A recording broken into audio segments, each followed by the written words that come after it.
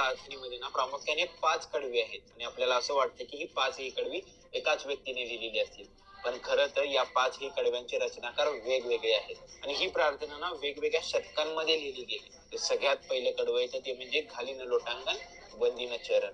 या पहिल्या कडव्याची रचना ना संत नामदेवांनी केलेली आहे. संत नामदेवांचा काळ इसवी सन 1270 ते इसवी सन 1350 मधील आहे. ते एक वारकरी संप्रदायाचे ना महान कवी होते आणि याच कडव्याच्या शेवटी ना आपल्याला संत नामदेवांच्या नावाचा उल्लेख देखील आढळतो. भावे ओवाळीन म्हणे नाम. तर दुसरं कडवं आहे ते म्हणजे त्वमेव माता पिता त्वमेव. या कडव्याची रचना ना श्री आद्य शंकराचार्य यांची आहे. त्यांचे गुरुस्तोत्रामध्ये ना हा गुरु संबंधी अनेक श्लोक आहेत, त्यामधीलच ही रचना आहे.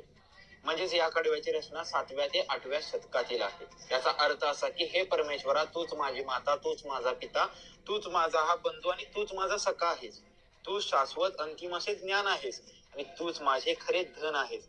हे परमेश्वरा, तूच माझे सर्व काही आहेस. तिसरे कडवे आहे कायेन वाचा मनसिंद्रियर्वा.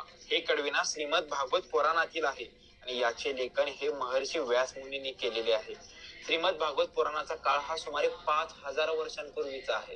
महर्षी व्यासमुनी या श्लोकामध्ये म्हणतात, शरीराने, वाणीने, मनाने आणि सर्व इंद्रियांनी जाणीवपूर्वक किंवा नैसर्गिकरित्या मी जे जे कर्म करतो ना ते मी नारायणाला अर्पण करतो. नारायणेती समर्पयामी. चौथे कडवे आहे अच्युतम केशवम राम नारायणम. हे चौथे कडवे म्हणजे आदि शंकराचार्यांच्या अच्युताष्टकम मधील एक श्लोक आहे. अच्युत म्हणजे आपल्या सच्चिदानंद स्वरूपातील कधीही भ्रष्ट न होणारा परिपूर्ण परमात्मा.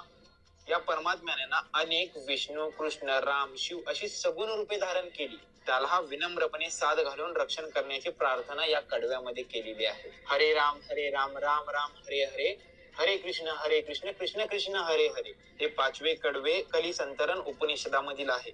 म्हणजे ही रचना इसवी सन पूर्व 3000 वर्षांपूर्वीची आहे. प्रार्थनेचा समारोप करताना सर्व देवी देवतांना विनम्र होऊन नमस्कार केला जातो.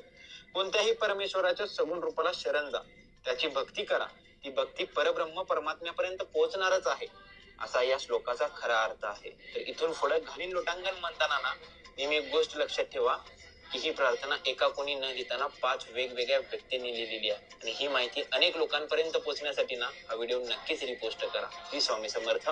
जय शंकर.